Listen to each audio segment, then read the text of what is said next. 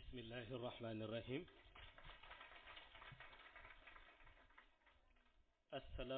Assalamu alaikum.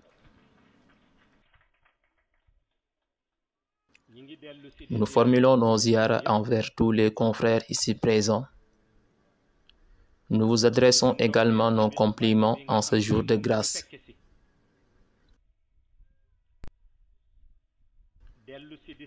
Nous renouvelons notre gratitude envers Allah subhanahu wa ta'ala qui nous a permis de le présider et en bonne santé. Mais également, nous réitérons notre ziyara envers l'honorable Seigneur qu'est le prophète Muhammad sallallahu alayhi wa sallam. Nous lui demandions d'accepter notre ziyara envers sa noble personne.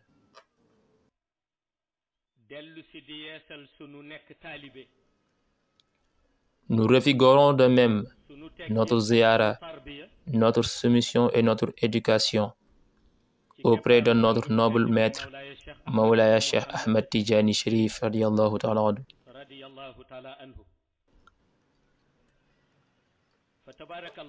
Fatabarakallahu.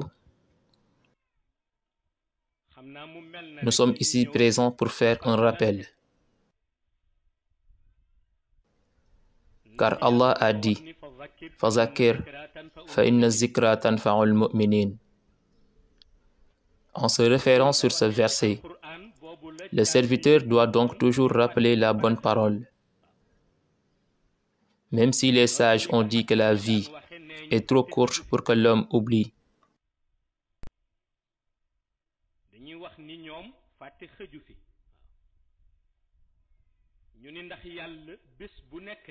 C'est ce qu'ils ont dit, car tous les jours, Dieu avertit les hommes avec les événements.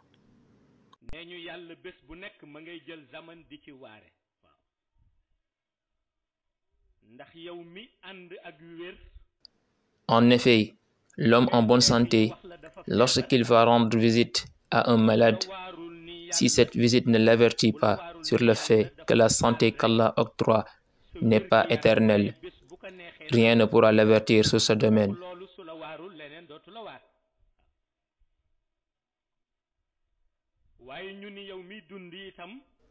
De la même manière, celui qui se rend dans une cérémonie de funérailles, si cette visite ne l'avertit pas, pour qu'il comprenne que la vie d'ici-bas est un passage, rien ne pourra le sermonner après.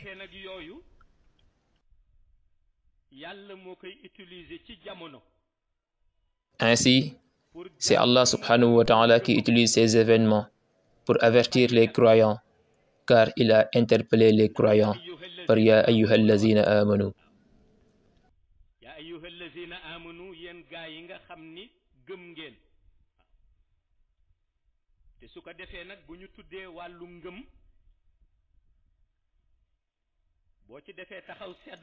Le domaine de la croyance enveloppe plusieurs considérations dans la mesure où la véritable croyance doit se manifester par des caractères particuliers, principalement consacrer toute sa vie à l'adoration d'Allah en sachant que Dieu nous a créés pour cette priorité.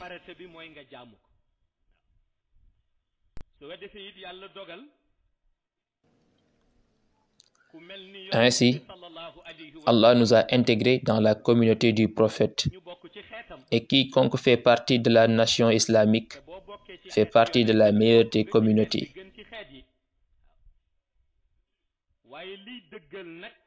Cependant, ce qui certifie cet honneur est l'implication du musulman. L'engagement est la seule chose que le prophète demande à ses compagnons. Et cet engagement démontre le rang du musulman dans l'islam.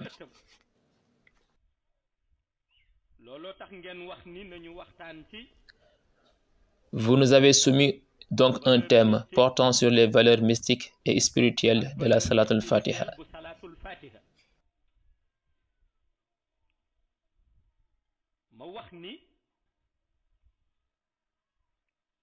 Si la Salat al-Fatiha ne faisait pas partie des grâces utilisables sur terre, il serait difficile de bénéficier d'un pardon divin.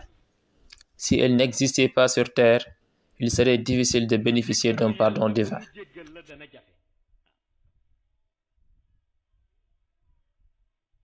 salaatul fatiha dafa bokk ci ya nga xam ne tey su amul woon ci kaw suuf nga jéggalu yàlla ba mu jéggal la dana jafe parce que xam nga dafa am baat boo xam ni il y a un terme usagé que les musulmans formulent chaque jour en commettant une faute et dire astaghfirullah, je demande pardon à Allah. te mooy nga def dara rek wax ni astaghfirullah. Quelque temps après, la personne commet une autre faute et dit encore astaghfirullah, je demande pardon à Allah. Après quelque temps, elle commet encore un péché et dit astaghfirullah, je demande pardon à Allah. Cependant, malgré qu'Allah aime que le musulman se répande, il n'accepte pas un non-respect venant de lui.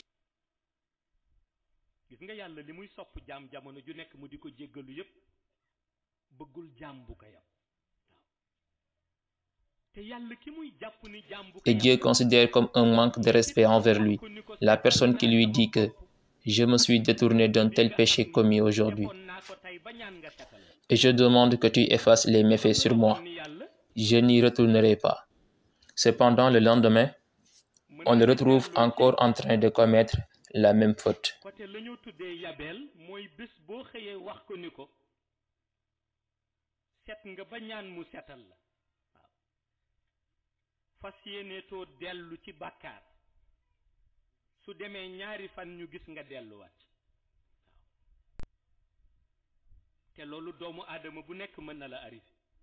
Pourtant, ce problème peut toucher chaque être humain. Mais si une personne persiste dans cela, en répétant chaque jour les mêmes péchés et dire astaghfirullah, il arrivera un moment où Dieu ne va plus considérer sa demande de pardon. Car lorsque la personne dit astaghfirullah, les anges diront, il demande encore l'absolution divine, mais suivez-le un moment pour voir, il va bientôt recommencer. Ainsi, ils vont laisser la personne avec ses désirs, car il ne saura qui il est que lorsque son âme le sensibilisera. Il ne sera pas sûr donc d'obtenir le pardon divin.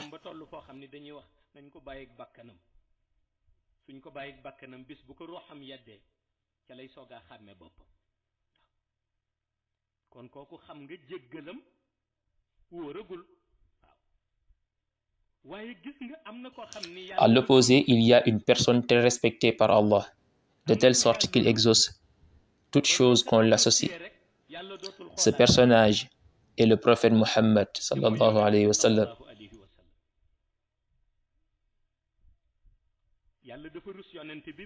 Allah surestime le prophète jusqu'à considérer toute action associée à son nom. Il ne l'accepte pas à cause de l'erreur faite par la personne, mais à cause de la grandeur du prophète. C'est ce qui fait l'importance de la salatul fatiha.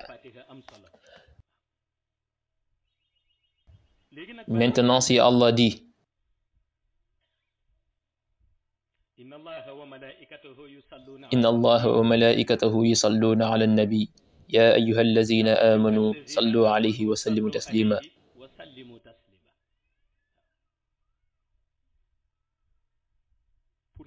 J'en viens à la valeur mystique de la salatul fatiha.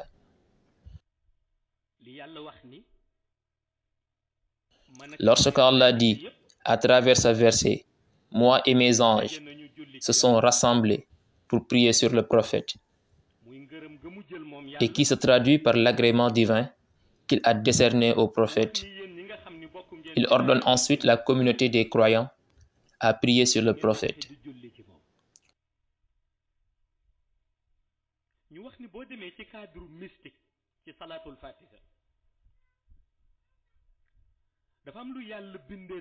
Quand on diagnostique l'être humain, il y a des défauts naturels qui se trouvent en lui et qu'il a hérité depuis notre ancêtre Seydi Adam lorsqu'il a mangé le fruit.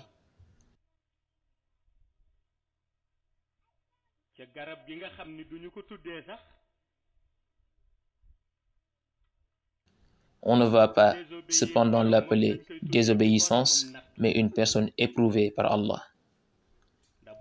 Si on dit que c'est à cause de notre ancêtre Hawa, la cause réelle de l'épreuve que Dieu les a fait subir comme il le fait souvent envers ses serviteurs.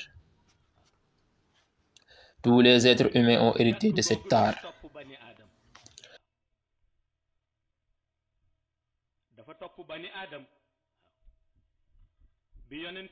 C'est la raison pour laquelle lorsque le prophète a vu le jour, on a fendu sa poitrine et nettoyé son cœur pour enlever ses tares.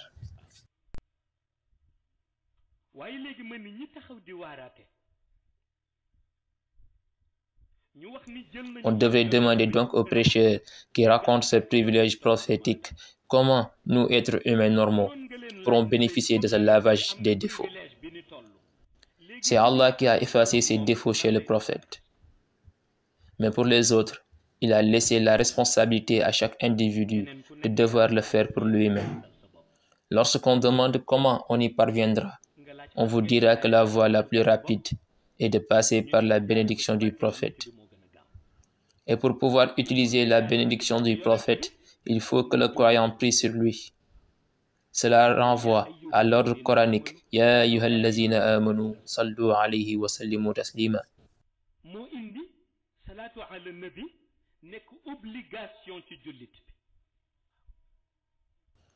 C'est pourquoi la prière destinée au prophète est une obligation pour le musulman, une obligation pour le croyant.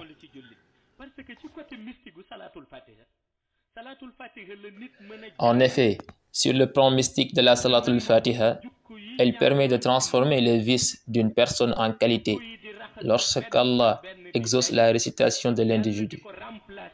Ainsi, au fur et à mesure qu'il fait le zikr, Allah efface une à une ses mauvaises attitudes pour les remplacer avec des qualités. Les vices sont difficilement effaçables. Cependant, Allah a donné à la Salatul Fatiha le pouvoir de les dissoudre pour les substituer avec des vertus lorsque la récitation de la personne est agréée.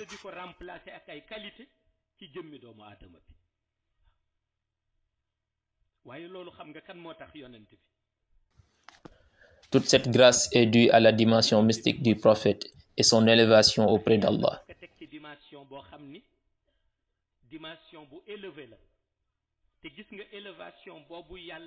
Et grâce à cela, même après sa disparition aux yeux des hommes, quiconque aime le prophète est susceptible de bénéficier de son élévation spirituelle.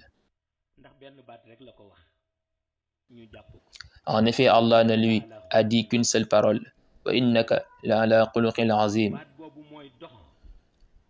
Et c'est ce terme qui persiste jusqu'à aujourd'hui, de telle sorte que quiconque a de l'amour pour le prophète, Allah le guidera jusqu'à ce qu'il hérite des bonnes valeurs.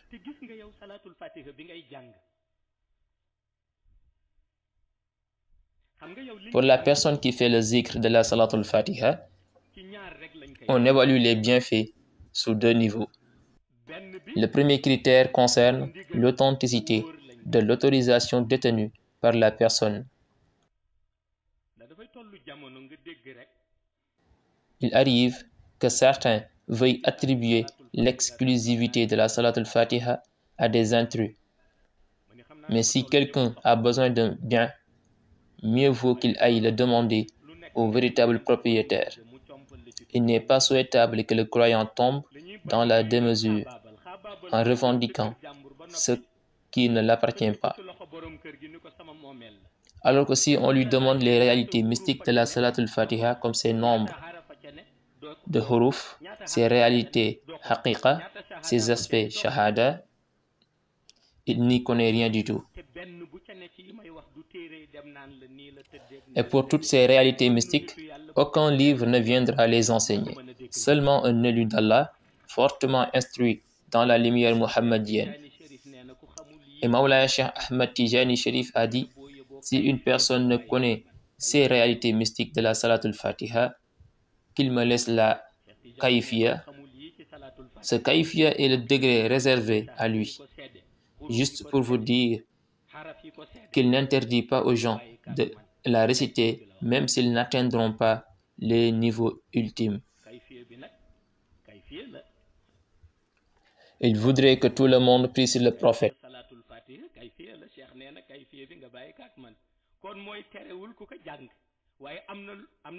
Cependant, le musulman n'atteindra jamais certains degrés de la Salat al-Fatiha si son dhikr n'est pas basé sur l'autorisation mystique de Mawlaya Cheikh Ahmed Tijani.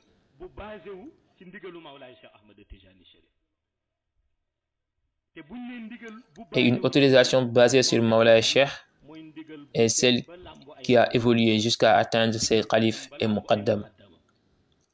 Ceux qui détiennent ces autorisations certifiées, précise-t-on, car quelqu'un peut revendiquer détenir une autorisation alors qu'elle n'est pas certifiée.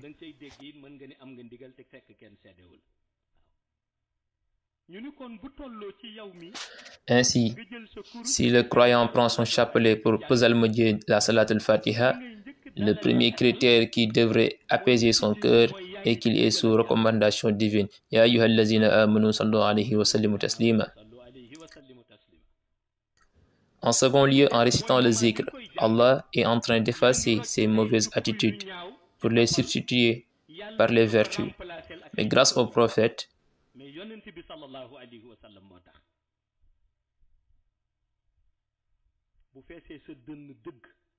c'est pourquoi elle remplit de lumière celui qui la récite.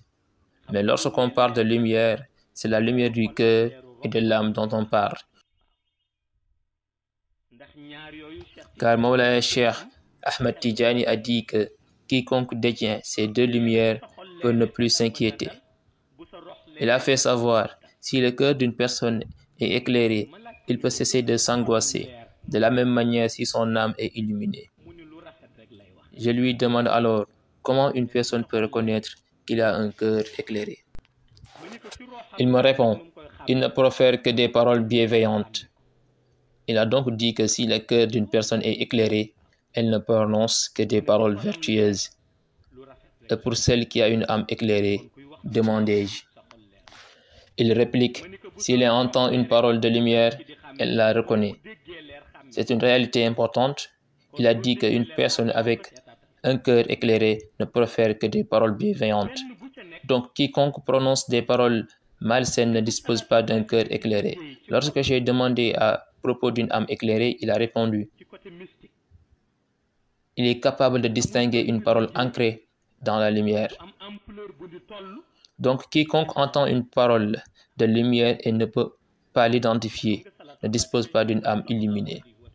Et pour chacun d'entre eux, la façon dont la Salat al-Fatiha peut agir sur ces derniers mystiquement, aucune autre formule n'a la capacité de le réussir auprès d'Allah.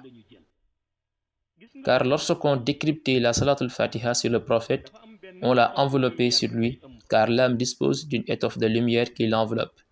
Je ne parle pas de l'âme prise isolément, mais lorsque l'on l'insère chez l'être humain.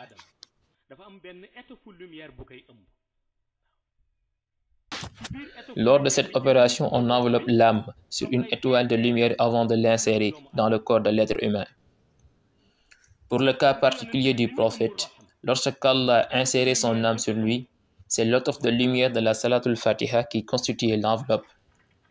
L'étoffe de lumière qui enveloppait son âme est Allahumma salli ala sayyidina Muhammadin il-Fatih lima ughliqa wal-Qatim lima sabaqa nasir al-haqq bil-haqqi wal-hadi ila siratika al-mustaqim wa ala alihi haqqa qadrihi wa miqdarihi al-azim. Tout ceci se renvoie sur lui, car Allah estime tellement le prophète que lorsqu'il enveloppait son âme, ce qu'il a utilisé se renvoie au prophète. Et ceci n'a jamais outrepassé wa innaka la ala khuluqin azim. Principalement les éloges qu'Allah formule envers le prophète, son agrément sur lui est l'attestation des vertus et de la moralité éminente du prophète. C'est pour cela que Dieu utilisa l'étoffe de lumière de la Salat al-Fatiha pour envelopper l'âme du prophète. Donc le prophète est venu au monde avec la Salat al-Fatiha, car sur le côté Nouraniyu, l'étoffe de lumière l'a suivi. Sur le côté rouhaniyu, son âme fut insérée dans l'étoffe et l'ensemble est serré dans son organisme lors de sa naissance. Donc à sa naissance, le prophète est venu avec la lumière de la Salatul Fatiha. Ceux qui ne sont pas des mystiques ne peuvent pas déchiffrer cette réalité car ils se limitent au verset Qulil ruhi min amri rabbi wa ma utitum min al-ilmi illa qalila. Ils se bloquent ainsi car déchiffrer les réalités de leur propre âme devient un problème pour eux avant de parler de l'âme du prophète. Cependant, malgré toute la complexité entourant l'âme du prophète et son caractère spécial, seuls deux éléments sont en liaison avec lui. L'étoffe qu'Allah l'a enveloppé et la lumière insérée à l'intérieur de l'âme. L'étoffe dans laquelle Allah a enveloppé son âme est la Salatul Fatiha et la lumière insérée à l'intérieur de l'âme est la Jawharatul Kamal. Lumière bi nekk ci biir rox ba moom la ñoo tuddee jawharatul kamal. Xam nga li des léegi. Il ne reste maintenant qu'une seule entité dénommée Muhammad, constituant l'âme. Ce qu'elle représente comme grandeur est décrite par wa ala alihi haqqa qadrihi wa miqdarihi al-azim. Si on devrait l'évaluer, on ne pourrait jamais évaluer toute sa grandeur. Je ne sais pas si vous avez compris mes paroles.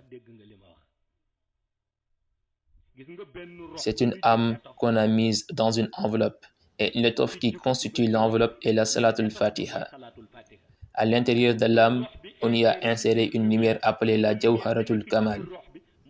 Et l'âme constitue le Muhammad. Cependant, lorsque la personne voudra la simplifier, on le mettra en garde pour l'informer que personne ne connaît véritablement toute la dimension de Muhammad. Personne ne connaît la dimension spirituelle de Muhammad. Lorsqu'on prend la Salatul Fatiha et la Jawharatul Kamal isolément, la grandeur de Muhammad dans les instances seigneuriales constitue un degré qu'on ne peut pas évaluer. Donc si on associe Muhammad avec la Salatul Fatiha et la Jawharatul Kamal, imaginez tout le degré en question. C'est pourquoi, lorsque le prophète a vu combien sa communauté peut bénéficier de lui, il avait annoncé à travers ses hadiths Ana min Allahi wal mu'minina minni. Je suis en relation avec Dieu et les croyants sont en relation avec moi.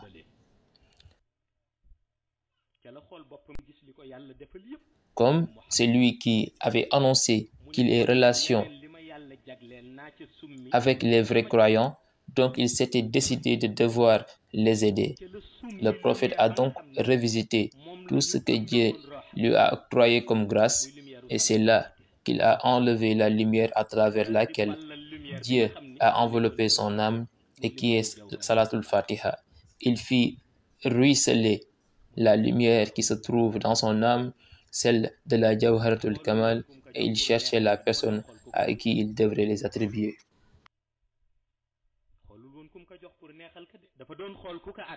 Cependant, il ne cherchait pas à l'offrir en cadeau, mais il cherchait une âme ayant la capacité spirituelle de les recueillir. Il évalua sur le plan de son pouvoir spirituel ou wilaya, son degré spirituel ou martaba et autres dons jusqu'à trouver une âme qu'il a engendrée dans son domaine de lumière avec certitude, qui est Mawlaya Cheikh Ahmed ibn Muhammad At-Tijani Sharif. C'est pourquoi j'ai entendu un détracteur dire « Vous l'entendez dire Mawlaya Cheikh Ahmed ibn Muhammad At-Tijani Sharif, alors que son père s'appelle Mahmad, Mahmoud, etc. » Mais qui a parlé de son père biologique? Je parle bien de Ibn Muhammad Rasulullah. Les traditions ne m'intéressent pas. Je ne m'exprime que pour la réalité vraie, la haqiqa. Si une personne est en retard, il juge les paroles qu'il entend selon son retard. Alors les gens l'ont dépassé depuis longtemps. Mawlaya Cheikh Ahmed Tijani ne s'intéresse pas aux réalités shahada, seulement la haqiqa. C'est pourquoi lorsqu'on dit Mawlaya Cheikh Ahmed ibn Muhammad, on veut dire Ibn Muhammad Rasulullah. le fils spirituel du prophète Mohammed. On ne parle pas donc de ses parents shahada qui l'ont engendré ici-bas. On parle de la dimension céleste de Haïb et de la haqiqa, de la pureté absolue et de l'originalité dans la lumière principielle. C'est ce qu'on est en train de vivre. Juste pour vous dire que ce domaine n'est pas de l'apanage de n'importe qui.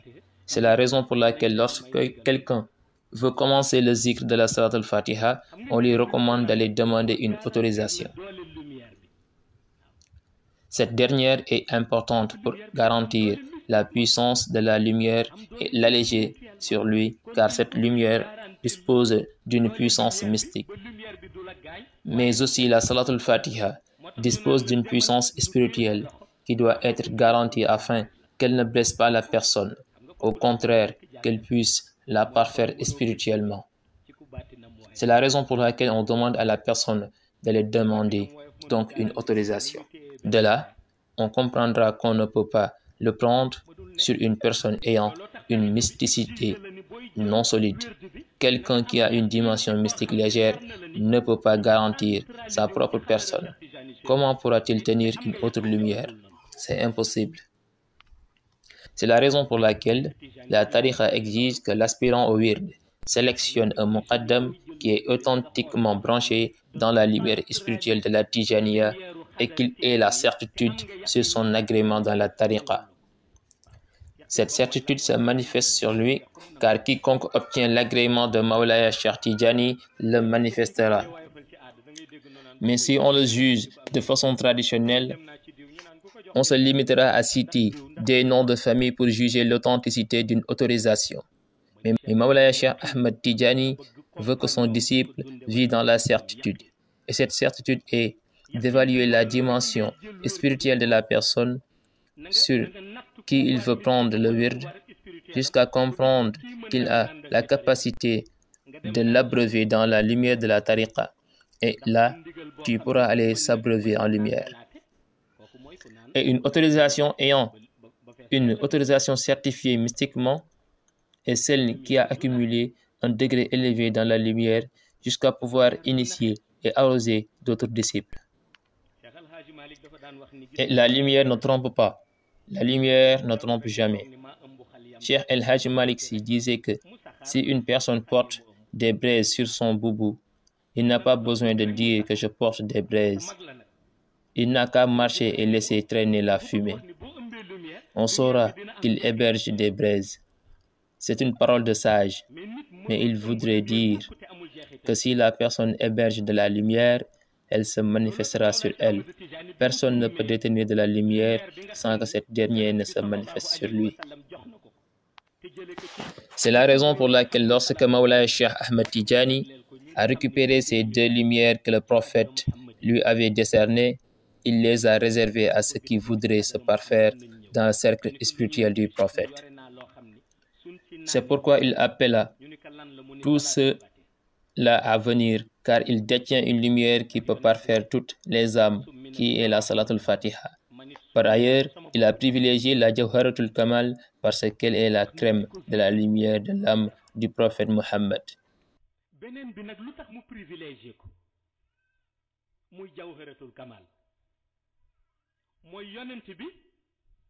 lumière la goo xam ni dafa ball ci roxam kon mooy crème rox bi mooy jawharatul kamal motax bi yonent bi di tànn kiko at. C'est pour cette raison que le prophète Mohammed a cherché et a choisi une âme qui pouvait la contenir et qui n'est rien d'autre finalement que celle de son fils spirituel. Le fils qu'il a engendré dans sa lumière, éduqué et formé spirituellement. Celui qui le connaît, la vraie connaissance capable d'interpréter ses paroles. Celui qui est le chef de tous les élus d'Allah par son grade de Khatmiya et Khatmiya, de Adama jusqu'à la fin des temps, son excellence Cheikh Tijani Sherif. Le prophète Mohammed a alors testé tout le monde et ils ont tous échoué parce qu'ils n'ont pas pu tenir la Salatul Fatiha parce qu'elle était trop lourde. Tout à fait normal, parce qu'elle était issue de l'âme du prophète Mohammed qui est le meilleur des êtres créés. Celui qui a réussi le test de tenir la Salatul Fatiha malgré son lourd poids mystique dans le monde Ghaib s'est avéré être Mawlaya Cheikh Tidjani Chérif.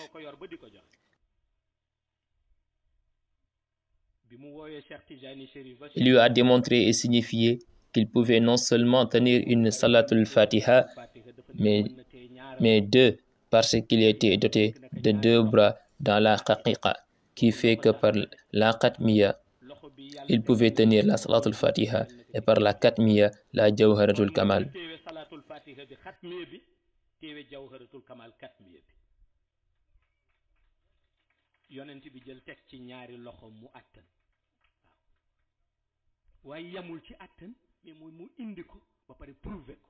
Ainsi, le prophète Mohammed lui remit aisément les deux salats qu'il tenut non seulement, mais il les avait amenés et avait prouvé qu'il en était le véritable garant. Mais comment il a prouvé? Il n'a pas de prime abord revendiqué son grade de Qutbaniyou, mais il a fait ses preuves en faisant en sorte que ses disciples reflètent de toutes ses qualités et capacités spirituelles. C'était d'ailleurs la chose la plus importante à ses yeux et une façon indéniable de prouver.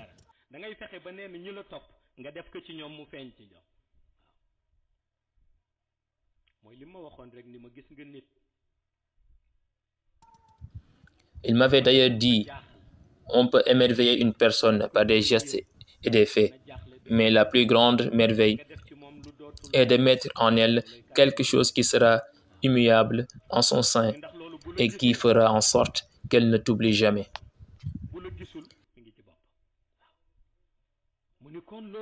C'est le résultat escompté chez un élu d'Allah qui prétend bien guider un entourage. D'après Mawlaya Cheikh Ahmed Tidjani Chérif, celui qui aspire à bien guider doit faire en sorte d'insérer une lumière profitable et salvatrice au sein de ceux qui ont guidé jusqu'à ce que ces derniers ne puissent passer un moment sans penser à lui. Celui qui atteint ce grade est alors, selon Mawlaya Cheikh Ahmed Tidjani Chérif, atteint le degré le plus élevé du zikr, le zikrullahi akbar, c'est-à-dire d'acquérir une connexion constante, permanente qui fera que la personne, même s'il est seul dans sa chambre, elle aura conscience qu'elle est entre des mains. Les élus d'Allah ont d'ailleurs défini la crainte d'Allah par le fait d'avoir conscience qu'on est entre les mains de quelqu'un même quand on est seul. Ceci n'est pas réalisable pour tous. Il est difficile d'avoir de la lumière, mais le plus difficile encore est de la dispenser à ceux qui te suivent.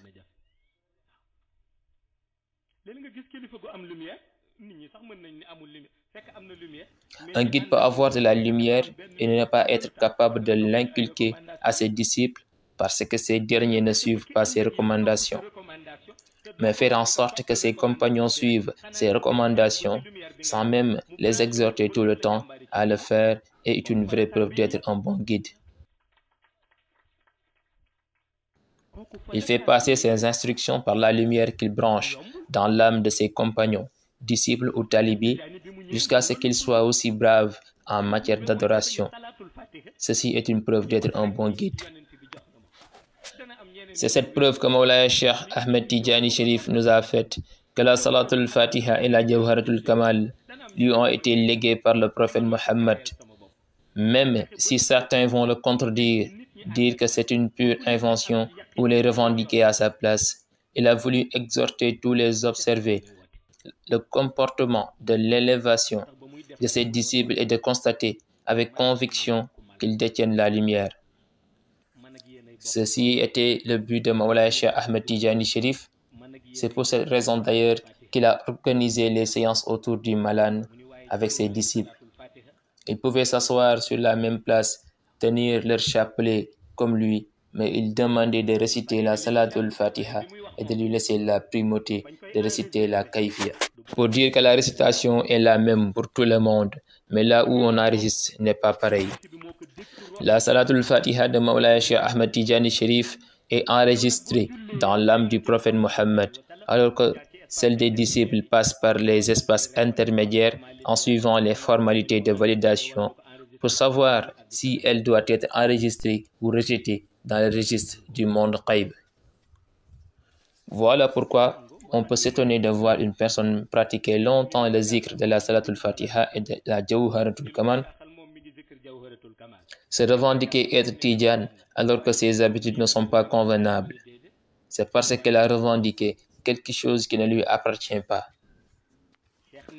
Mawlaya Cheikh Ahmed Tidjani Sharif dit que celui qui appartient à sa qadra, la qadra Tidjaniya, il y a 3 facettes qui en témoignent.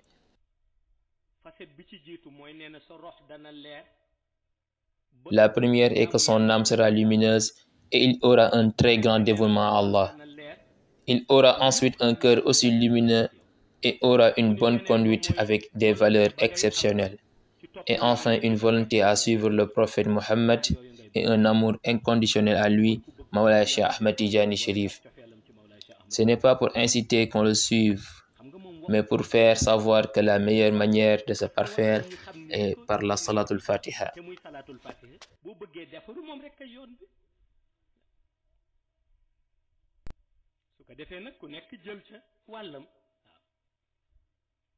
Chacun aura ainsi sa part sur le plan de la pratique de la Salatul Fatiha. Les mystiques prendront le côté mystique alors que le Kayfiya, qui est très puissant pour exaucer tous les vœux, le Kayfiya de la Salatul Fatiha est capable de faire percer tous les mystères des espaces intermédiaires.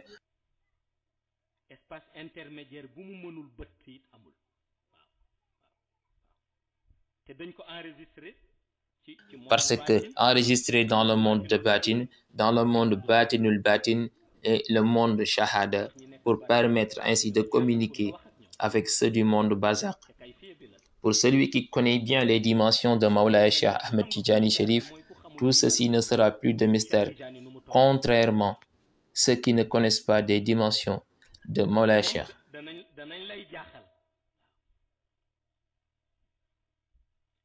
dafa am sama benn mag bu jigéen yàgg na daan naa ko nettali ma nga génn àdduna 1993 moo ma magi woon 3 ans bi muy génn àdduna boobu defe naa 10 ans sax laa am yàgg na 7 ans ma nekk xale bu tuuti comprendre ma woon dara ci li xew gis naa rek dëj beeg. J'avais une grande sœur, elle est décédée en 1993. En ce moment, j'avais 10 ans. Je n'étais pas affecté parce que je ne comprenais pas ce qui se passait. Je jouais librement durant les jours de deuil.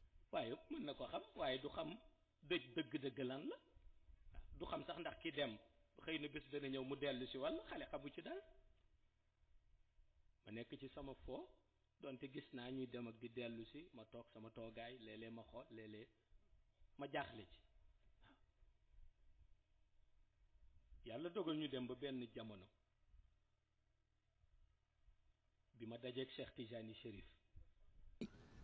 À un moment de ma vie, après ma rencontre avec Mawlaya Cheikh Tidjani, là où ma vie a commencé, je ne dis pas c'est là où ma vie a changé, car je n'avais pas de vie avant ma rencontre avec lui. Ma vie a commencé avec lui.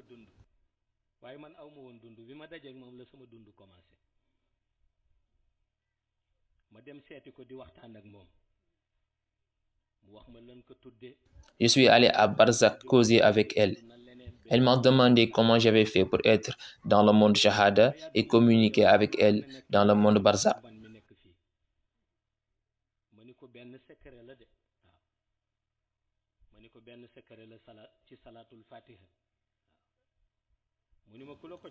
Je lui ai répondu que c'était un secret qui m'a été donné par un vieux nommé Mawlaya Cheikh Ahmed Tidjani Sharif. Elle répliqua qu'elle avait entendu parler de lui dès qu'elle est arrivée à Barzakh, bien qu'elle n'a jamais été Tidjane parce qu'il y avait une place en sable blanc gardée par des anges avec 4 lances parce qu'elle a été foulée par celui qu'on appelle Cheikh Tidjani Sharif, une place que nul ne pouvait traverser sans autorisation.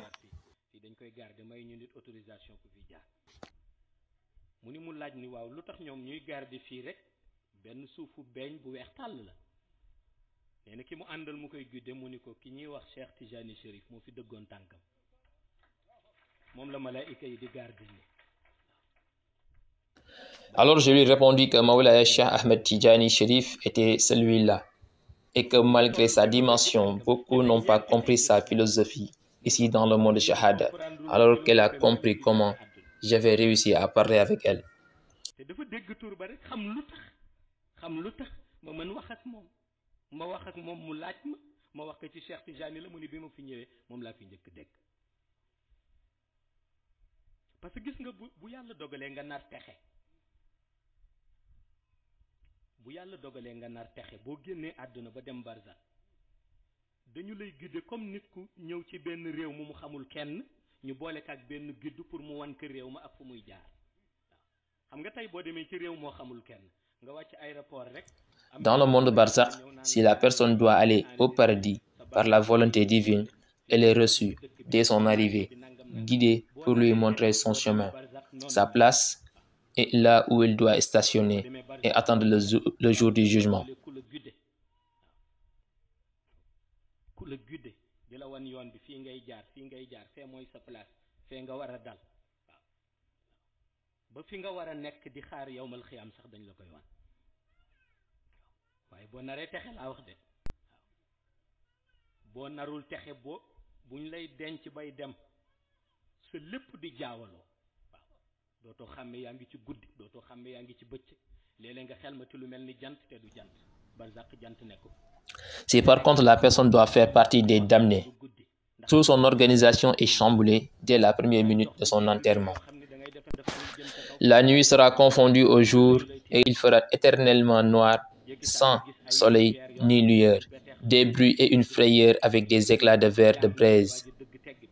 Des gens diront tantôt que la personne est au paradis, alors qu'en réalité elle cherche quelqu'un pour le guider. ndekete yow fu mu ne ku la gidd ngay wut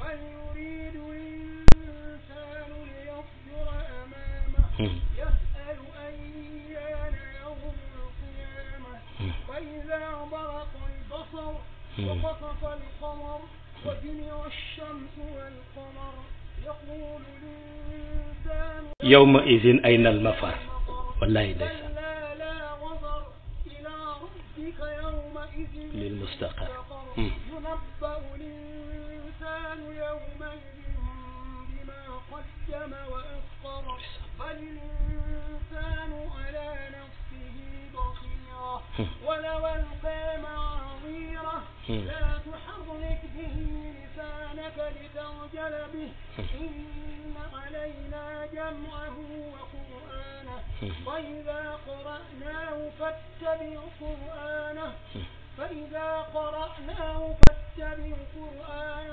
ثم إن علينا بيانه كلا بل تحبون العاجلة وتذرون الآخرة وجوه يومئذ ناظرة إلى ربها ناظرة ووجوه يومئذ باصرة تظن أن يفعل بها فاقرة كلا إذا بلغت التراقي وقيل مرات وظن أنه الفراق والتفت الساق بالساق إلى ربك يومئذ المساق فلا صدق ولا صلى ولكن كذب وتولى ثم ذهب إلى أهله يتمطى أولى لك فأولى ثم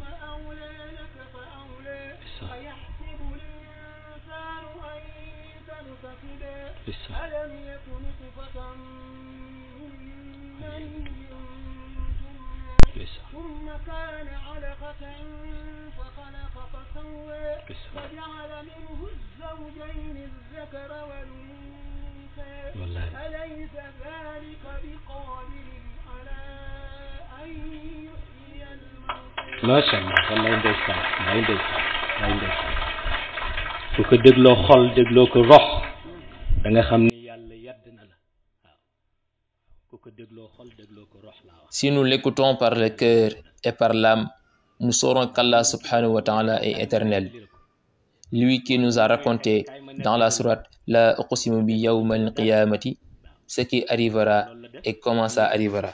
La uqsimu bi yawmal qiyam ba mu jeex tàkk ndeysaan su ko defee nga gis ni kon nga fexe. Alors il est indispensable de se trouver un guide. Et à la question à savoir comment faire pour avoir un guide, pas un guide spirituel, mais un guide pour nous mener à Barzakh, pour ne pas s'égarer. Les élus d'Allah ont répondu qu'un zikr agréé par la Salatul Fatiha peut être un guide parfait. Si le zikr de la Salatul Fatiha est accepté par Allah, elle se transforme une fois à Barzakh en un être de lumière qui nous guide pas à pas jusqu'à l'intérieur de Barzakh Cheikh Tijani avec tous les honneurs. Il faut au préalable que le zikr de la Salatul Fatiha soit accepté.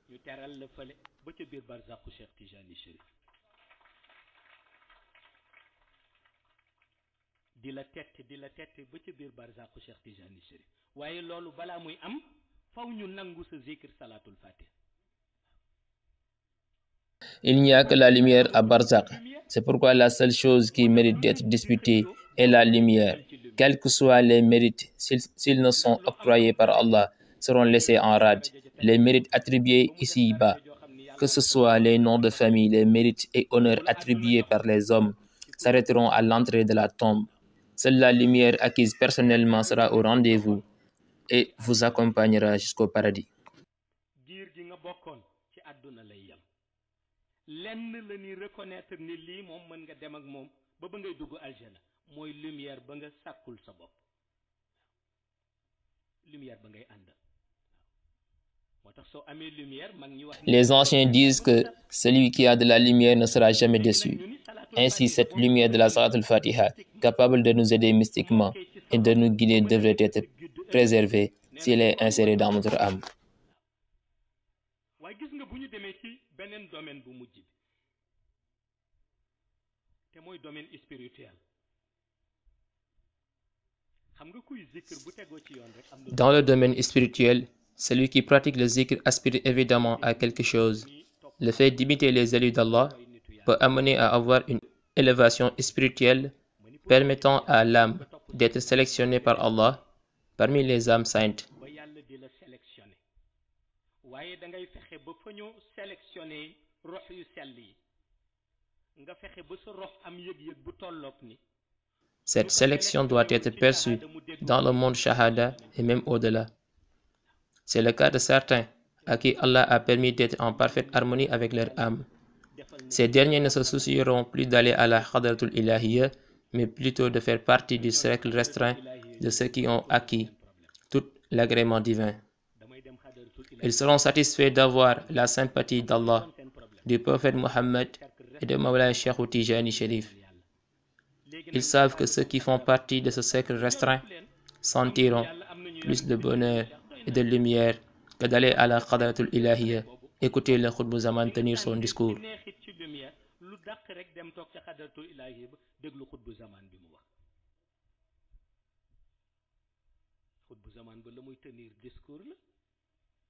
la muy jàng yëpp ak kenn ku nekk la mu lay wax kenn ku nekk sa farata rek la lay wax waaye gis nga réere yàlla. Celui qui ne connaît pas Allah, le prophète Mohammed et sa lumière s'attribue le pouvoir de passer la nuit du vendredi à la Hadratul Ilahiyya alors qu'il n'ira pas.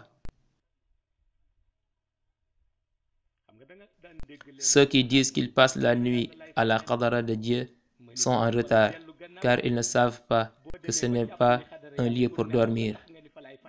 Ils devraient pour se faire éduquer leur âme pour qu'elle soit invitée la nuit à la Khadra de Dieu à veiller dans le zikr de la Salatul Fatiha.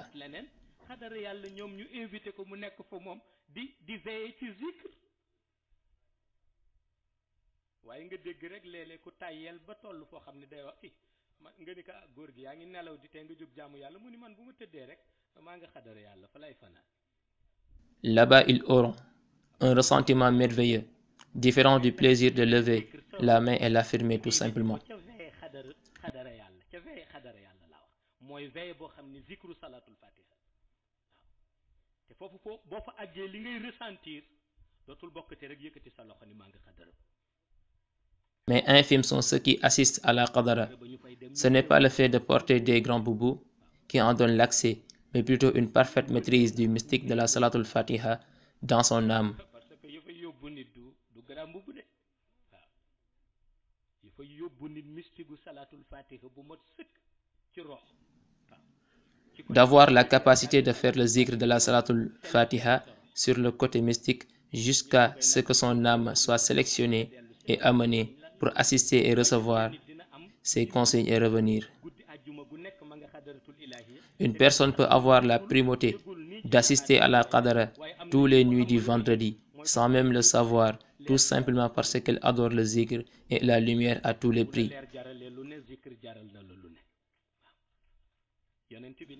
Le prophète Mohammed demande à ce que les âmes qui sont sélectionnées à l'issue du zikr de la salatul fatiha soient amenées dans son siège pour sympathiser avec ses hijabs qui demeurent au 6e ciel.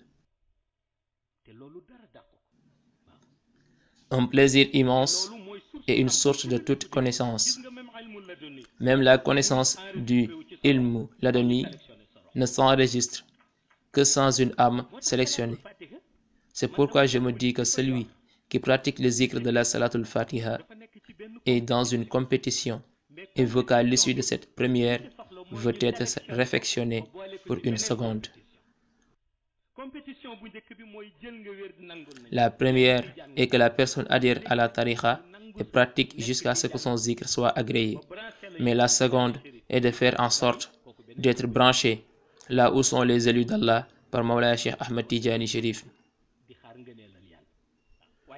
Il faut alors débuter et espérer la grâce divine avec beaucoup de volonté.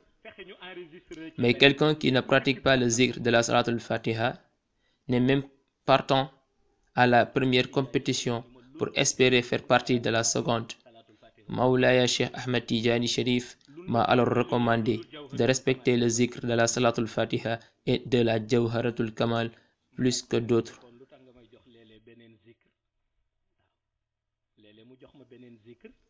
Je lui ai alors demandé pourquoi il m'a donné d'autres zikrs comme le nom divin Latif, La ilaha illallah, Allahu nurullahi, La ilaha illallah.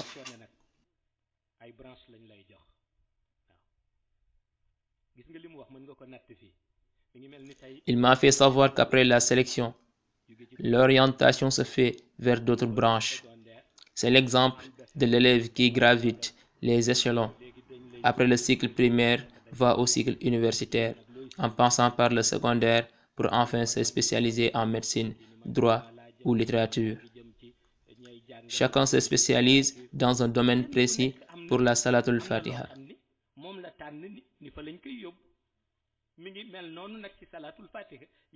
Le zikr est un commun pour tout le monde, mais une fois sélectionné, la spécialisation se fait selon les critères du monde khaïb, qui choisit pour la personne la branche qui est plus en accord avec son âme. C'est à ce niveau que la personne peut commencer à évaluer son élévation spirituelle et en témoigner elle-même.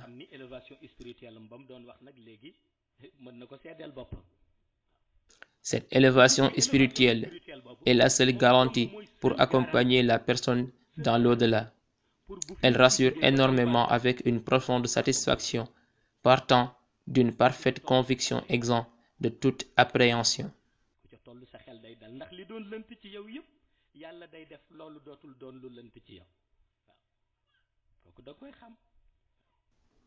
C'est d'ailleurs là où les athées ont un blocage parce qu'ils se sont dit que ceux qui sont morts ne sont jamais revenus pour raconter l'au-delà. Les musulmans, eux, se sont basés sur ce qui est dit dans le Coran pour témoigner de l'au-delà. Pour en avoir la profonde conviction, Il fallait alors se demander s'il y avait des personnes capables d'être en contact avec les gens de l'au-delà. Ne pas tirer une conclusion hâtive se basant sur le non-retour de ceux qui ont quitté ce monde pour nous raconter, excluant les avis de ceux-là qui sont capables d'être en contact avec eux. Mawlana Cheikh Hadji Malick, parmi tant d'autres, en a témoigné en confirmant que si Haïb avait des voiles aussi, elles étaient très transparentes, là où tout le monde disait qu'elles étaient infranchissables.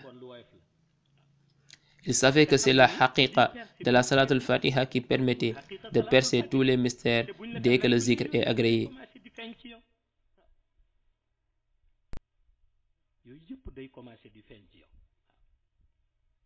léeg-léeg ma tooñe ko waa Medina Cheikh rek yàggul ba ma leen ciy tooñ ni leen moom daal léeg-léeg nga dégg nit ñi ni diw dafa gumba ndeke nit mën na gumba ba pare di xoole ma ni kii ñu tuddoo gumba gumbawul bëtama muuru rek. Je me permets des fois de railler mes disciples à Medina Cheikh en constant qu'une personne peut avoir les yeux ouverts et ne rien voir, alors que celui qui a les yeux ouverts peut voir. Parfois, je vois quelqu'un se pavaner autour du malade jusqu'à toucher le manteau de Mawlana Cheikh Tidjani et ne pas le voir.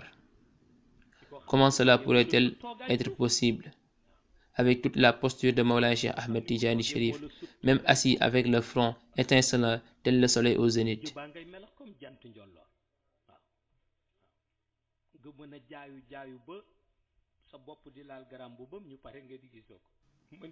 Celui qui ne peut l'apercevoir dans ces conditions est alors dans un espace différent. Allah est très minutieux dans son organisation.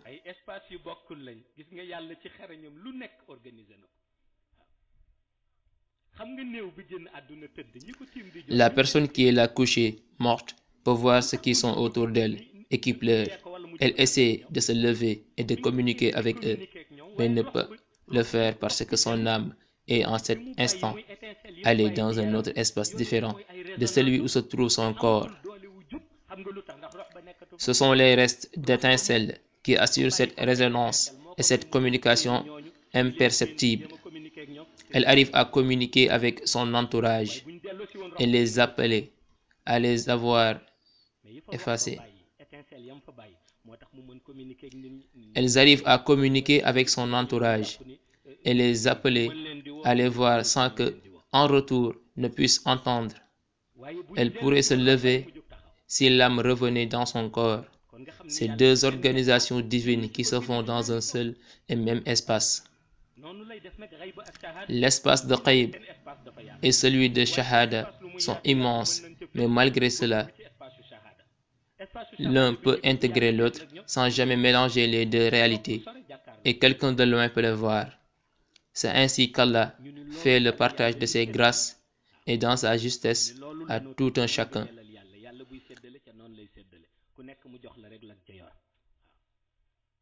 Mawlaya Cheikh Ahmed Tidjani Chérif, par contre, ne tolère guère que son disciple manque de sensation dans sa spiritualité. Même si ce dernier n'a pas de vision, il doit forcément avoir un ressenti à ce qu'il fait. La définition que l'on donne à sensation par la plupart ne correspond pas à sa vraie définition. Il arrive de temps en temps que certains transmettent des messages à Daouda pour que je formule des prières dans le but de retrouver leur sensation, alors qu'en réalité, ils ne l'ont pas perdu. Parfois, la pression issue du manque de dépenses quotidiennes peut amener la personne à croire qu'elle a perdu sa sensation. Mais la vraie sensation, c'est la volonté, notamment aimer la confrérie, la religion et la wazifa. C'est ça en réalité la sensation. Présentement, les jeunes sont très dynamiques du coup. Ils pensent automatiquement qu'avoir une sensation dans la qadara, c'est fournir beaucoup d'efforts jusqu'à suer lors des séances de wazifa. Alors que ce n'est pas la définition exacte. Tant que le disciple pratique avec amour sa wazifa, son zikr, sa lazim et porter un amour sincère et incommensurable envers Mawlana Cheikh Ahmed Tidjani Chérif, il a la sensation. En effet, la sensation a pour base la volonté. C'est cette dernière que Mawlana Cheikh dit lorsqu'elle disparaît chez l'individu qu'il doit craindre le pire, car s'en suivra la perte de sa foi. C'est pourquoi les saints la craignent beaucoup. Mawlaya Cheikh dit, dans cette même logique, lorsque l'individu commence à perdre l'amour qu'il éprouve envers le prophète ou bien envers lui, en commençant à douter de ses dimensions spirituelles ou de son pouvoir, ou bien être en pleine science de wazifa, en s'interrogeant si réellement ça peut lui servir. Dans cette situation, la perte de la foi s'en suivra, et au cas échéant, l'individu peut aller jusqu'à renier sa foi envers Dieu, ou même aller jusqu'à se convaincre que ce n'est qu'une ruse, le fait de ne croire pas au Seigneur. La personne peut aller jusqu'à ce degré de perdition. Tout le monde s'en méfie, mais ce qui la cause plus rapidement chez le croyant est le dénigrement fait à l'endroit d'un waliyu. C'est la raison pour laquelle on entend souvent dire que le saint lui a ôté sa foi, alors qu'en réalité, il ne le fait pas délibérément, au contraire, il prie toujours pour l'augmentation de la foi des croyants. Par contre, c'est le dénigrement qui enlève la foi, donc c'est le martaba, degré spirituel du waliyu qui retire la foi. Ainsi, il est souvent constaté que la plupart des gens ne prient plus, ne craignent plus suffisamment à Allah. Je les suggère de revoir leurs paroles, car ce qui retire brièvement la foi chez le croyant est le fait de contredire un saint.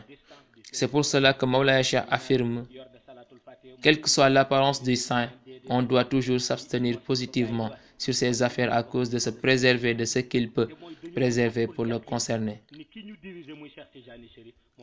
La chance que nous avons est de faire partie d'un cercle privilégié où la lumière salvatrice nous est garantie par le biais de la Salatul Fatiha.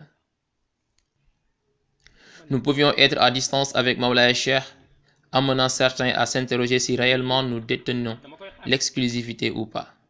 Mais la chance que nous ayons est que nous appartenons à un cadre qui est garanti, car nous avons une certitude absolue que le fondateur de cette confrérie, à savoir Mawlaya Cheikh Ahmed Tijani Chérif, l'a reçu directement du prophète, paix et salut sur lui, et qu'il nous y a couvert de sa grâce. S'agissant de moi, tous mes compagnons sont couverts par la lumière de la Salatul Fatiha. En effet, je sais reconnaître celui qui est couvert par la Salatul Fatiha et celui qui ne l'est pas, car Mawlaya Cheikh Ahmed Tijani Chérif est très juste. Les saints aïeux disaient qu'il est sévère, par contre moi je dirais qu'il est juste, car la justesse est nettement différente de la sévérité. Je l'avais observé dans une séance de wazifa où il a enlevé sa main, la paume dégageait une lumière et à l'opposé sortait une obscurité. À la fin de la séance, je lui ai posé une question de savoir pourquoi sa main sortait une lumière dans une partie et une obscurité de l'autre. Elle répondait qu'il empêchait la lumière d'atteindre les deux vieux d'à côté, car il ne voulait pas qu'il soit enregistré dans sa tariqa. Il a maintenu sa main jusqu'à qu'on ait terminé la Jawharatul Kamal et la fin de la wazifa. En effet, la lumière était si intense de sorte qu'il enlevait sa main, elle allait les toucher. Tout ceci pour dire que sa justesse est inestimable. C'est lui qui a les faveurs de vivre dans cette qadara et de pouvoir faire cette distinction. Rien ne pourra plus lui ébranler, car celui qui est apte à distinguer n'est jamais égalé à celui qui ne le peut pas. C'est pourquoi éduquer son âme de sorte qu'il enregistre une Salatul Fatiha garantie est capitale, puisqu'une fois que l'autorisation est garantie, on ne considère plus la personne, mais on considère son guide. Le disciple peut faire le zikr de la Salatul Fatiha jusqu'à découvrir beaucoup de mystères grâce à la lumière de son guide. Il peut psalmodier la Salatul Fatiha jusqu'à avoir la capacité de voyager partout dans le monde qaib, alors ça relève de la lumière de son guide. Il peut aussi pratiquer le zikr de la Salatul Fatiha jusqu'à atteindre de très hautes dimensions grâce à la dimension spirituelle de son guide, à condition qu'on agrée ce dernier. C'est pour cela être sous tutelle des saints est bénéfique, car ils peuvent décrypter ce que l'âme du compagnon est censée vivre, qu'ils l'éduquent dans ce sens. C'est pourquoi ils ont un seul souhait pour leur compagnon, et qu'il soit échappé châtiment divin, car ils n'ont pas besoin d'un compagnon qui ne soit pas à l'abri de ce châtiment. En réalité, le guide sera informé de la situation du disciple. Et la plus grosse honte pour un homme de Dieu est lorsqu'il est informé que son disciple n'est pas sauvé et qu'il ne peut pas y intervenir pour son cas. Cela touche profondément un saint. Même s'il voulait se reposer, il ne pourra guère le faire. Quand les saints se fatiguent inlassablement, c'est à cause de ces faits qui les poussent à prêcher, corriger et éduquer les gens dans le but de les rendre meilleurs et éveiller leur conscience. Dans ce sens, si on s'interrogeait le prophète Nuh sur comment éveiller et éduquer une personne, il répondra que c'est très difficile parce que lorsqu'on décide de prêcher à quelqu'un pour lui parler de lumière, il se met à penser que c'est dans l'intérêt du prêcheur. De même, quand on lui conscientise ou bien quand on lui recommande d'adorer Dieu, il pense toujours que c'est fait pour un intérêt crypto-personnel, alors que tel n'est pas le cas. En effet, celui qui t'a fait entrer dans la religion ou t'a initié à la séance de Wazifa, ou bien même t'affilier, confrérie privilégiée de lumière qui te permet d'adorer ton Seigneur, quel intérêt personnel y gagnerait-il? Pratiquement rien. Celui qui n'est pas doué d'esprit pensé, qu'il y ait un intérêt alors non. C'est pour cela que celui qui donne effacé.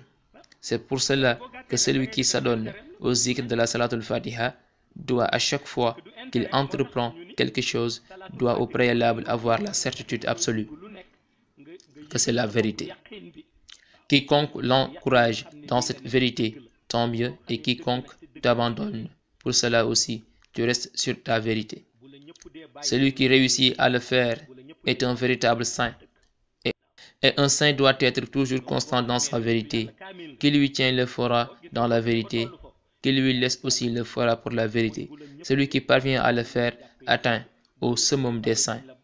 Contrairement si les gens te laissent, que tu abandonnes ta vérité pour les rattraper ou bien les chérir pour les maintenir, celui-là n'est plus un homme de Dieu, mais plutôt un homme pour ses semblables. Et quiconque est un homme pour les hommes sera fatigué par ces derniers, car il se préoccupera uniquement de ce qui les plaît, et dans ce cas, Allah s'abstiendra en te laissant avec eux. C'est pourquoi c'est primordial que l'individu fasse une introspection de soi-même à travers ce que Mawlaya Cheikh Ahmed Tijani Cherif nous a légué du côté mystique et spirituel pour nous parfaire à savoir la Salatul Fatiha. Tout ceci réunit, le disciple ne peut chercher un bon guide qui soit à la hauteur et l'écouter. Et celui qui a Mawlaya Cheikh Ahmed Tijani Cherif comme guide et qui écoute attentivement ses conseils, tout ce qui en suit sera facile. C'est ce qui fait partout où on était allé, on y revient. Nous avons été absents à Rosso depuis 2018 et aujourd'hui nous y sommes revenus en 2022. Malgré que certains croient qu'on n'y mettrait plus les pieds. Mais qui connaît Mawlaya Cheikh Ahmed Tijani Cherif, c'est qu'il fait son organisation selon sa convenance et nous sommes toujours sous ses ordres. C'est là pour laquelle nous irons là où il nous demande d'y aller.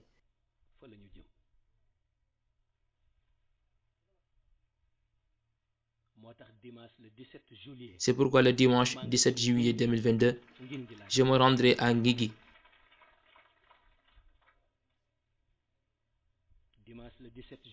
Ce dimanche 17 juillet, j'irai faire mon zikr à Ngigi. Dimanche 17 juillet, j'irai pour faire jaillir la lumière à Ngigi. La plupart de l'assemblée ici présente ne connaît pas Ngigi. La fois passée, Cheikh Bachir me disait que c'est à cause de moi qu'il s'est rendu pour la première fois à Mondom. Mais Ngigi se trouve à 5 km de Pal. C'est la localité de Seydi Mohamed Sek ici présent. Wallahi Ndeysan. C'est une localité où l'on peut dire que, Masha'Allah, et nous y rendrons le 17 juillet. De ce fait, tout le monde le prépare, et notamment les véhicules tout-terrain, car ils sont mieux adaptés sur le tronçon de 5 km de Pal.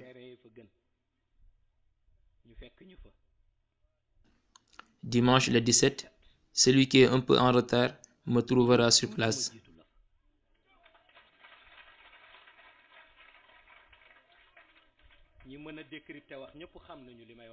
Tous ceux qui peuvent décrypter la parole savent réellement de quoi je parle. Moi, Sayyidi Mohamed El-Cheikh, là où je convoque mon disciple, j'y serai en premier lieu, car je ne serai jamais sous couverture de mes disciples, pour les envoyer au front et rester derrière. Jamais aussi je resterai à l'ombre pour envoyer mes disciples au soleil ardent. Non, jamais. J'y serai en premier. De même, si c'est une mission sous la poussière ou sous le vent sec, ou bien même dans un lieu interdit, dans ce cas, je m'y rendrai en croisant ceux qui prétendent l'interdire avec mon zikr, jusqu'à ce que le ciel du lieu de destination soit éclairé. C'est pourquoi je réaffirme que le 17 juillet, je serai à Ngingui et les retardataires me verront sur place. De ce fait, qu'on se prépare tous à aller. Vu que les conférences de Fass Ngom se faisaient les dimanches, j'ai choisi le dimanche pour Ngingui, qui coïncidera une semaine après le jour de Tabaski. Nous en avons conscience et connaissance de notre mission là-bas. Pareillement, nous savons pourquoi Mawlaya Cheikh Ahmed Tidiane Chérif nous dirige vers ces lieux. Donc, nous y rendrons. En tout cas, moi j'y serai. Fatabarakallahu. Quand nous irons là-bas, la lumière arrosera toutes les localités autour de Ngingui, avec le retentissement du zikr de Allahu Nurullahi, la ilaha illallah, partout, car nous avons une mission universelle.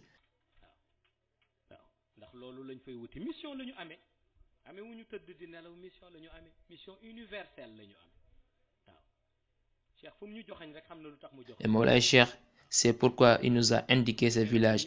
De ce fait, nous ne ferons que lui suivre. J'exhorte tout le monde à le préparer en conséquence. J'en discutais un jour avec Khalifa Oumarou en lui disant que mon souhait était qu'on y mène une mission sur ce lieu et qu'on relève ce défi.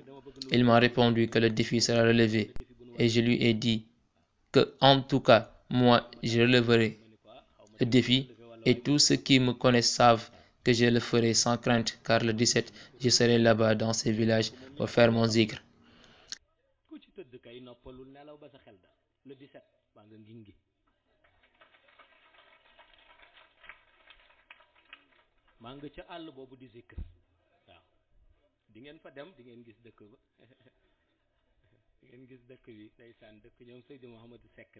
Une fois sur place, vous allez constater que ces localités de Seydi Mohamed Seck sont très agréables.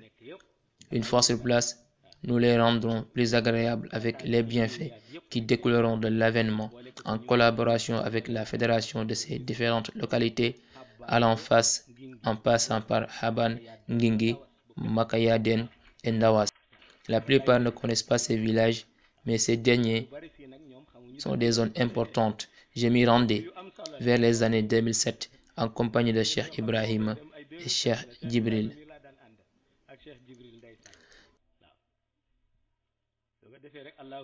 De ce fait, le zikr Allahu Nurullahi y sera intensifié. Nos parents et nos jeunes qui vivent là-bas sont de braves gens. Par conséquent, nous irons les aider. Qu'Allah nous le facilite et nous comble tout ce qui est apparent et sur ce qui est caché. Que le Seigneur les protège sur ceux qui sont dans cette région, que l'on considère comme l'un de nos bases, à savoir Rosso, Sénégal. Nous remercions notamment les responsables chargés de l'organisation de la Zawiya, ceux qui sont chargés du programme, les autorités et nos parents de la zone et ceux qui viennent de loin. Nous les remercions tous. Qu'Allah les assiste par la grâce de Mawlaya Cheikh Ahmed Tijani Chérif. Qu'Allah centralise toutes les garanties de lumière dans vos âmes, que vous puissiez vivre avec un esprit tranquille, un cœur et une âme apaisée, une longue vie et une bonne santé. Qu'Allah vous l'attribue. Que vous puissiez assister beaucoup d'événements et en bénéficier pleinement. Qu'Allah vous les facilite et qu'il vous soit utile avec aucun effet négatif. Nous ne pouvons que formuler ces prières envers vous.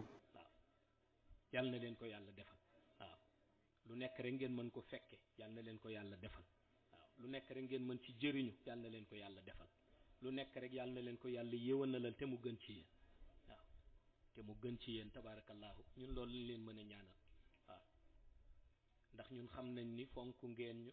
Car nous savons que vous nous respectez beaucoup, vous nous aimez et vous nous souhaitez que du bien. C'est pour cela que nous ne pouvons que prier pour vous. Et en vérité, c'est vous seulement qu'on se préoccupe à formuler des prières, car celui qui te donne tout ce qu'il a ne te doit plus rien. Et c'est ce que vous avez fait avec moi. Donc Allah subhanahu wa ta'ala vous les retourne en bienfait. Qu'Allah puisse procurer longue vie aux vieux de la Qadara, ainsi qu'à la jeunesse, qu'Allah renforce leur engagement sur tous les plans. Je le dis et le répète tout le temps, que je vous gratifie sur vos nobles attitudes. Et j'en suis très content, particulièrement lors du récent événement de la disparition de l'imam Sall, qui était un homme vertueux. Nous avons observé comment vous vous êtes conduit lors de la cérémonie funèbre avec Al-Khalifa Cheikh Gora Sall, le zikr de Allah Nourou la ilaha illallah, dans les cimetières destinés à prier pour lui. Il était un homme véridique, je le disais souvent dans la Qadara, pour ceux qui ne le connaissaient pas, qu'il faisait partie des rares personnes à qui, lors du Mawlud, me fixait toujours sans avoir sommeil. Je ne savais pas si finalement je l'avais ébloui,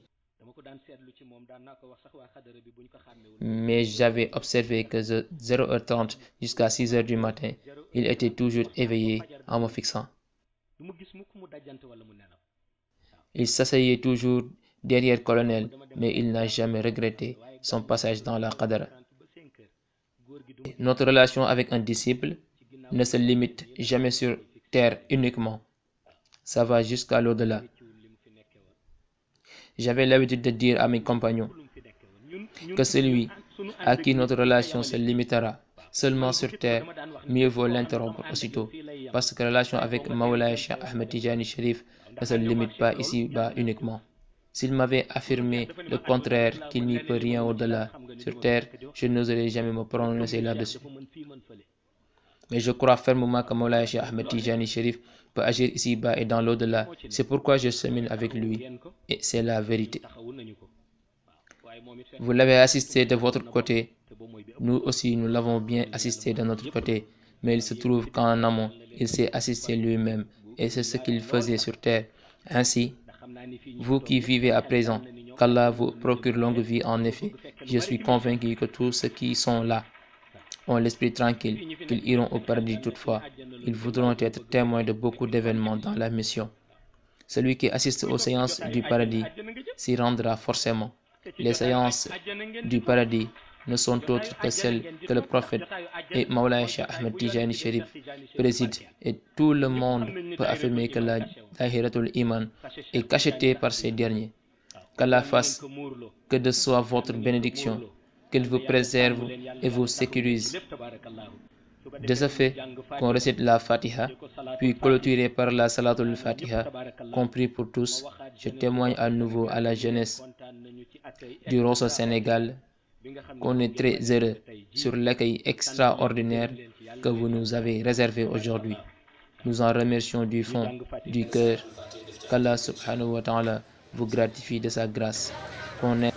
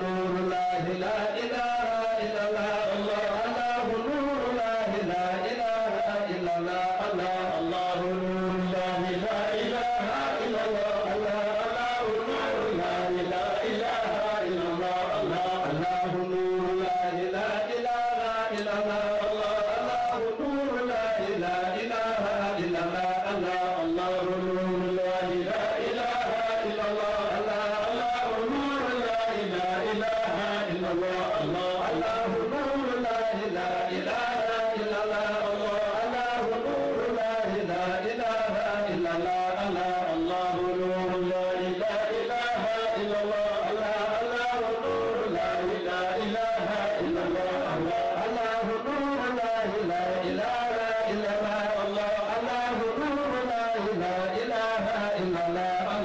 الله نور لا إله إلا الله الله نور لا إله إلا الله الله نور لا إله إلا الله الله نور لا إله إلا الله الله نور لا إله إلا الله الله نور لا إله إلا الله اللهم صل على سيدنا محمد آمين يا رب العالمين والخاتم لما سبق ناصر الحق بالحق آمين إلى صراطك المستقيم وعلى آله حق قدره ومقداره العظيم آمين سبحان نقول ربك النعم رب العزة عما يصفون والسلام على المرسلين والحمد لله رب العالمين آمين يا رب آمين يا رب